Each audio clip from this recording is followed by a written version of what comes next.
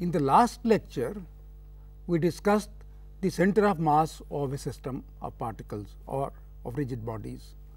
We found that there is a point in an extended body where we can assume the whole mass of the body to be concentrated, so that the effect of external forces can be taken if the whole body is removed and only the center of mass with the mass equal to the mass of the whole body is left behind. In this lecture, we take another important concept, angular momentum. You see, you are familiar with linear momentum, which m v. V is the velocity, mass m is the mass, linear momentum is m v. Angular momentum is the counterpart of momentum or analog of momentum in rotational motion. In linear motion, we have linear momentum. In rotational motion, we have angular momentum. Linear momentum is a vector, we all know. It is a product of mass and linear velocity vector. The magnitude of the linear momentum is simply m v. The analog of mass in rotational motion is moment of inertia. I will discuss the moment of inertia in a moment, but the mass is replaced by moment of inertia when we consider a rotating body, and the velocity is replaced by the angular velocity. So, that what we have is p equal to m v in linear motion, and it is replaced by L equal to I omega, where L is called the angular momentum. We have just found this by translating linear momentum to angular momentum, velocity to angular velocity, and mass to moment of inertia. The magnitude of the angular momentum of mass m rotating in a circle of radius r, as shown here, is L equal to I omega. I is m r squared, omega is v by r, therefore, it is equal to m r v or equal to m r squared omega, depending upon which formula you prefer. And from this L, the magnitude L equal to m r v, we can guess what the vector form of L would be, and this form is m r crossed v, the cross product of vectors r and v multiplied by m, or the cross product of vectors r and p. That is the form of mathematical expression of the angular momentum. So, angular momentum is m r crossed v. Therefore, you must be familiar with the cross product, and here I give you the way in which we can find out the direction of the angular momentum. What is known as right hand screw, and if you take a right hand screw and screw it like this, that is clockwise, it goes down. If you screw it like this, then it comes up. You must have this experience of a right hand screw. You screw it like this, it goes down, and if you screw it like this, it goes up. And this right hand screw rule we use to find the direction of the cross product of vectors. Here in this case, v is in this direction, r is in this direction. So, for the cross product, we have v in this direction, r in that direction, and r crossed v from r to v. So, we rotate with the right hand this way, and you can see the screw is going down. So, the vector L goes down. If you change the direction of r or v as here, then the angular momentum vector goes out of this plane of v and r. So, with the help of this right hand screw rule, we can find out the direction of the angular momentum, which is the cross product of r and p. In a rigid body, it is very simple. You have a particle I here, and r I is its distance from the axis of rotation, and therefore, we can write the angular momentum as m I r I in cross v I. V I is the velocity of this ith particle, and you substitute the value of v I as r I omega, and we get omega times m I r I squared, which is nothing but moment of inertia. Therefore, the angular momentum is moment of inertia times the angular velocity. In general, the angular momentum is not parallel to omega, but that is for higher classes.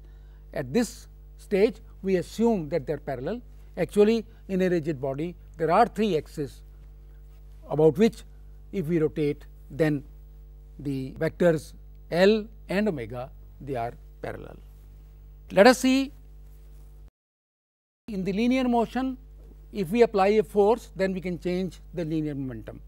Here, if we want to change the angular momentum, we have to apply what is known as a torque. Let us see what the torque is. Here is a rigid body rotating about the axis of rotation, which is outside the plane of the screen, and F is the force which acts at this point at a distance r from the axis of rotation.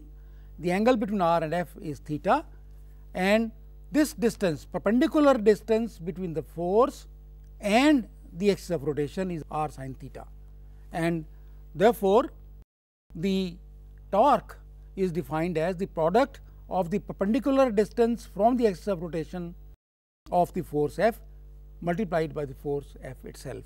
So, torque is r sin theta times F.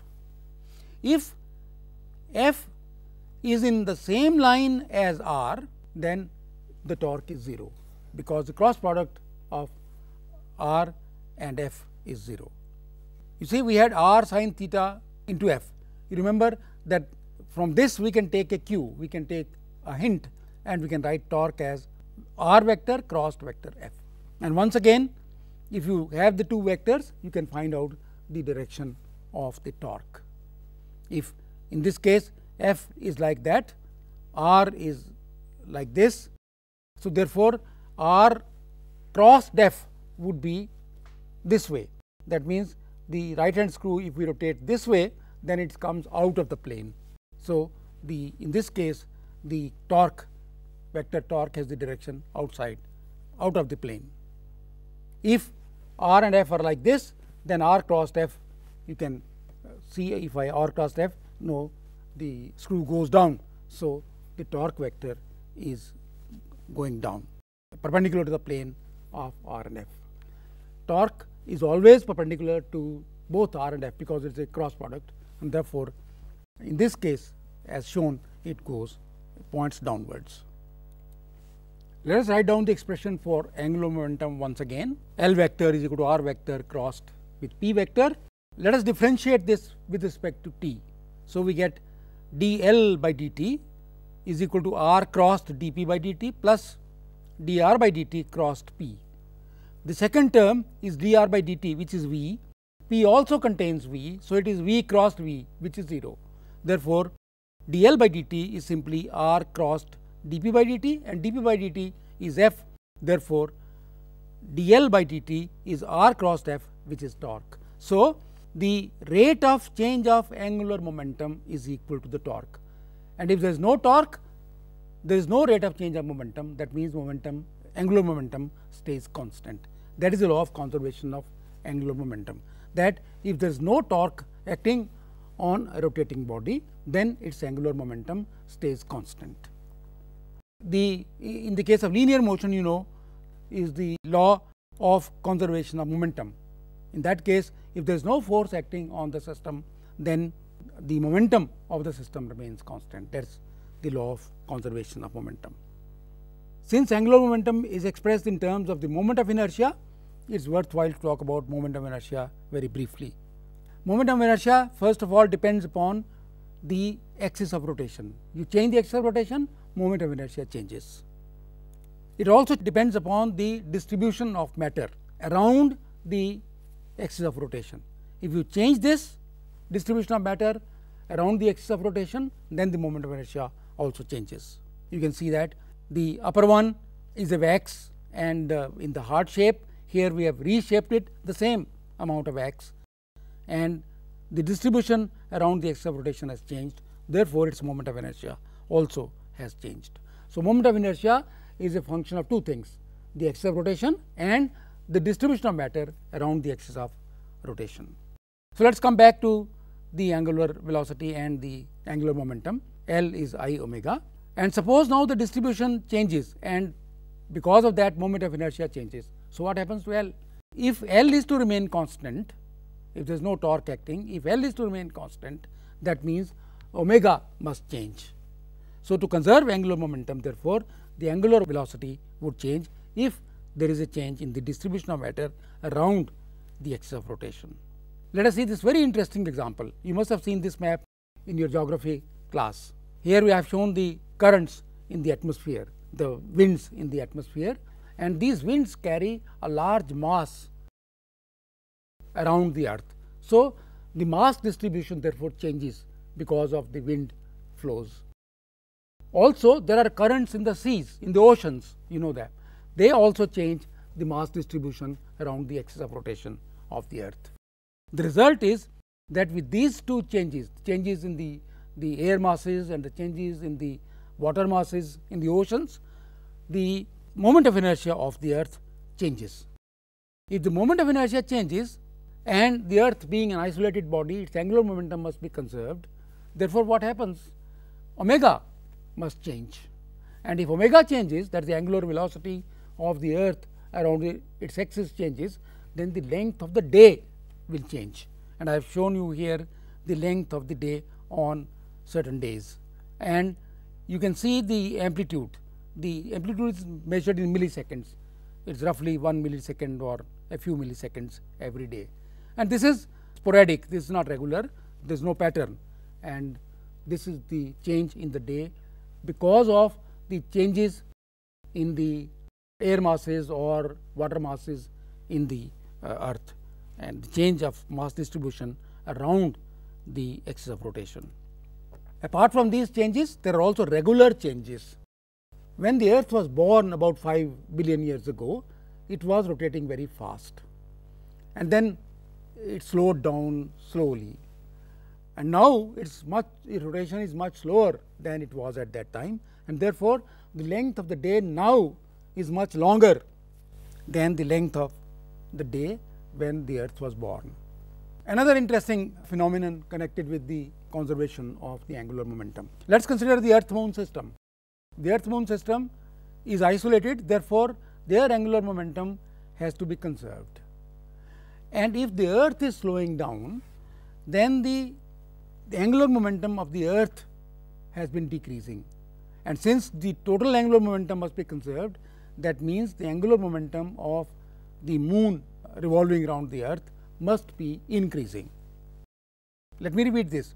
The earth is slowing down, therefore, its angular momentum is decreasing, but the angular momentum of the whole system must remain constant.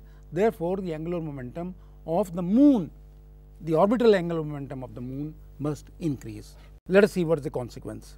I write down the orbital angular momentum of the moon as mass of the moon into r squared omega, where omega is the frequency of its revolution around the earth.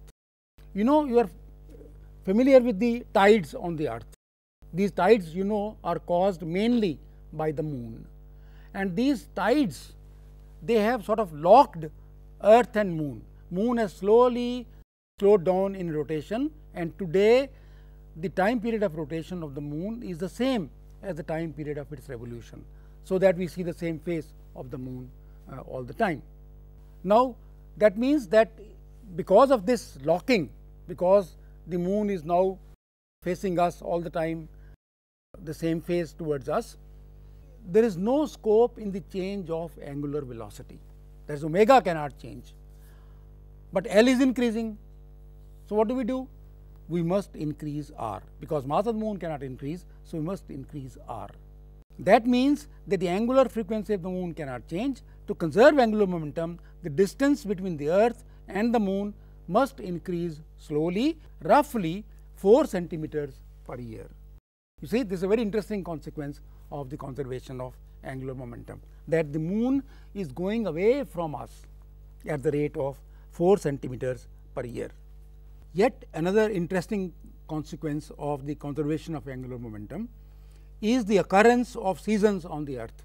You might have been told wrongly, or you might have read somewhere, that the seasons on the earth are caused by the changing distance between the sun and the earth.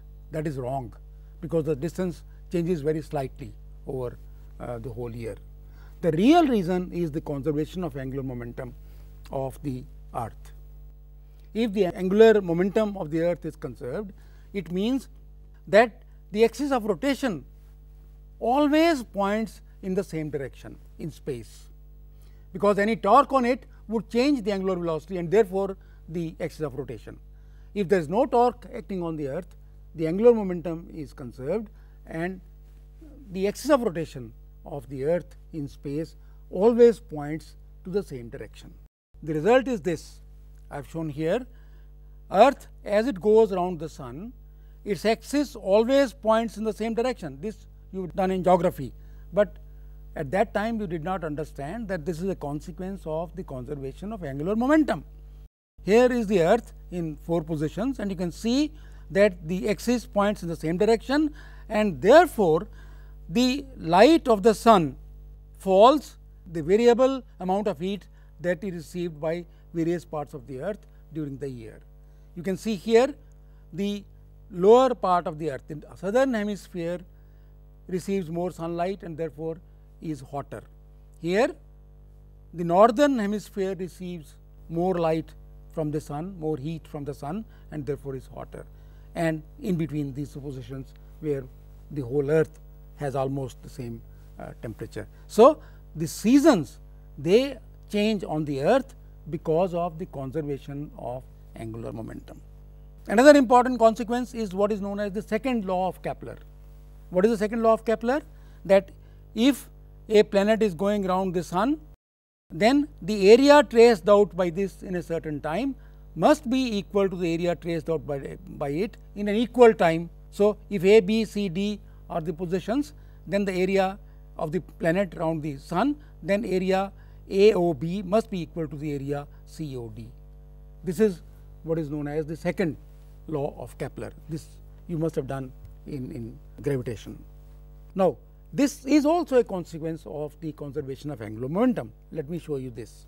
Here is the planet at the position P, this is the sun, and in a very short time it goes to Q, and if omega is the angular velocity, then the distance PQ is almost equal to omega times dt. And since although this is shown as very far apart, actually I have taken a very short distance. Therefore, this OP is equal to OQ and both are equal to the radius of the orbit. And what is the area of this can be equated with the area of this triangle. Remember that we have taken the positions at a very short time interval from each other. And now, what is the area of this triangle? The area of this triangle, which is also area of OPQ, approximated OSQ. The area of this triangle is what? Its base times the perpendicular into half. And if you find the area, you find area is half QS into OR. QS itself is half OR omega dt into OR. So, it becomes half R squared omega. And what is R squared omega? If you remember, m R squared omega is the angular momentum. So, if I differentiate this with respect to t, dA by dt is half R squared omega, and half R squared omega is the angular momentum of the planet per unit mass. If I multiply by the mass, this becomes the angular momentum of the planet. And if it is conserved, then this quantity half R squared omega must remain constant, and this half R squared omega is the angular momentum, and this means dA by dt, that the area covered in a certain time must also be constant. That is the second law of Kepler, that the area, let me show you this, AOB covered in a certain time is equal to the area COD covered in an equal time. So, in this talk we have talked of angular momentum and its conservation. Remember, angular momentum is a vector quantity. It is a product of two vectors r and p, and its direction is always perpendicular to the plane containing r and p. Whether it is pointing upwards or downwards would depend upon the directions of r and p. If you use the right hand screw rule, and if you go from R to P, and if you have to move this way, then the screw goes up, and the angular momentum also is perpendicular to the plane containing R and P. On the other hand, if you tighten the screw, if the motion from R to P is like tightening the screw, then it goes down. That means the angular momentum is perpendicular to the plane containing R and P, but is pointing downwards. Angular momentum is a very important concept. I have tried to clarify this concept by several natural phenomena and several examples. I hope you understand this. In the next lecture, we shall take up gravitation.